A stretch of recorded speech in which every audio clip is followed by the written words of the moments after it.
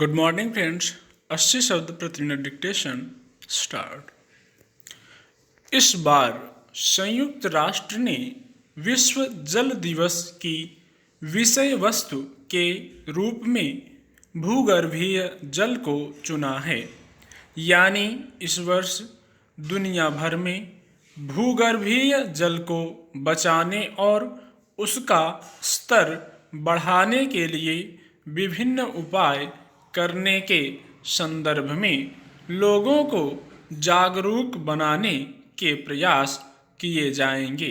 यह महत्वपूर्ण है कि भूगर्भीय जल पृथ्वी पर मानव जीवन की जरूरतों का सबसे बड़ा सहारा है। जब बरसाती बादल किसी कारण से रूठ जाते हैं तो भूगर्भीय जल ही मानव की जरूरतों को पूरा करता है। दुर्भाग्य से दुनिया में आधुनिक जीवन शैली ने भूगर्भीय जल के दोहन को तो बेलगाम तरीके से बढ़ा दिया है, लेकिन उन तमाम जल संसाधनों के संरक्षण के प्रति भी उदासीन कर दिया है जो भूगर्भीय जल का स्तर बनाए रखने में महत्वपूर्ण भूमिका अदा करते हैं।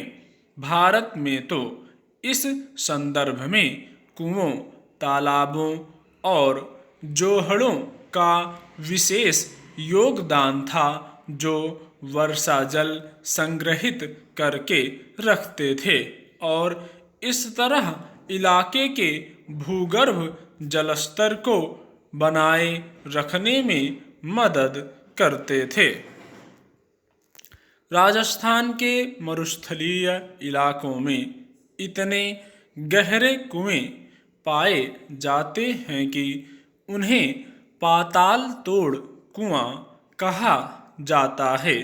दुर्भाग्य से जिन इलाकों में नलों के माध्यम से पानी पहुंच गया, वहां नागरिक और प्रशासन दोनों प्राचीन जल संसाधनों के संरक्षण के प्रति उदासीन हो गए। रही सही कसर पूरी कर दी बिना नियंत्रण के खुदते नलकूपों ने, जो धरती के अंदर का पानी तो बाहर उलीच देते हैं, लेकिन धरती के अंदर पानी का स्तर बनाए रखने में कोई भूमिका नहीं निभा पाते। मिसाल के तौर पर कुछ समय पहले राजस्थान सरकार ने शहरी क्षेत्रों में भी भूगर्भीय जल के दोहन की प्रक्रिया प्रारंभ करने के पूर्व स्वीकृति के उपबंध को समाप्त कर दिया।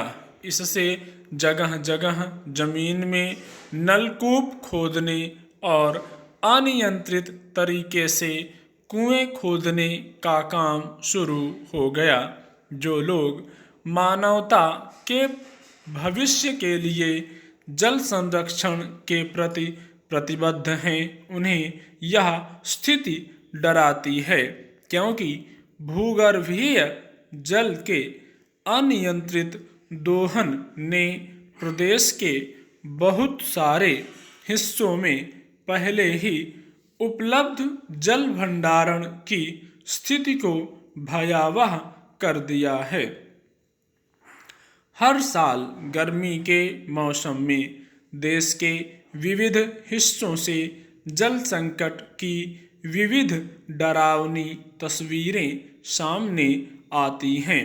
साल 2020 और 2021 में जल संकट की चर्चा कम रही, क्योंकि सारी मनुष्यता के सामने कोरोना महामारी का संकट था। वरना याद करिए कि उसके पिछले वर्षों में शिमला में लोगों ने जल संकट के कारण पर्यटकों की आवाजाही भी बंद करने की अपील की थी और चेन्नई जैसे महानगर में लोगों को सलाह दी गई थी कि वे घर से काम करें, क्योंकि दफ्तरों में सबके लिए पीने का पानी भी नसीब नहीं हो पा रहा था। स्टॉप।